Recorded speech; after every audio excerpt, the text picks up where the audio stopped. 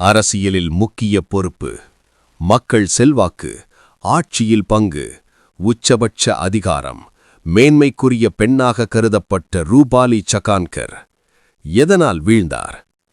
Hello friends, welcome to AIML media. தற்போது மகாராஷ்டிராவை ஆளும் பாஜக கூட்டணியில் இருக்கக்கூடிய நேஷனலிஸ்ட் காங்கிரஸ் பார்ட்டி NCPயின் முக்கிய தலைவர்தான் இந்த ரூபாலி சகான்கர். இவர் மகாராஷ்டிர மாநில மகளிர் ஆணைய தலைவர், NCP மகளிர் அணி மாநில தலைவர். இவர் இஸ்லாமியருக்கு எதிரான ஹிஜாப் உள்ளிட்ட பிரச்சனைகளில் ஹிஜாப் பிற்போக்குத்தனமானது என்றெல்லாம் பேசியதாக தகவலுண்டு.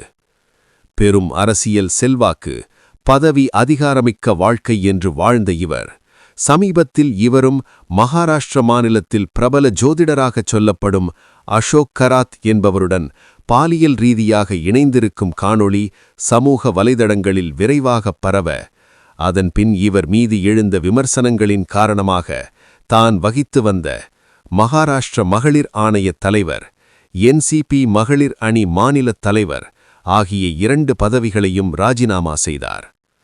அந்நிய ஆண்கள் தங்களை தவறாக பார்த்துவிடக்கூடாது என்று முஸ்லிம் பெண்கள் மறைக்கும் ஹிஜாபை பெண் அடிமைத்தனமாக பேசியவர், மூட நம்பிக்கைகளுக்கு ஆட்பட்டு ஜோசியர் ஒருவருடன் தகாத உறவில் இருந்தது பெரும் சர்ச்சையையும் விவாதத்தையும் கிளப்பியுள்ளது.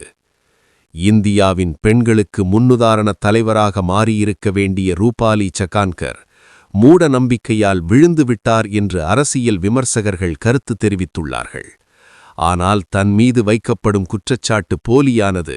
விசாரணையில் அது தெரியவரும்.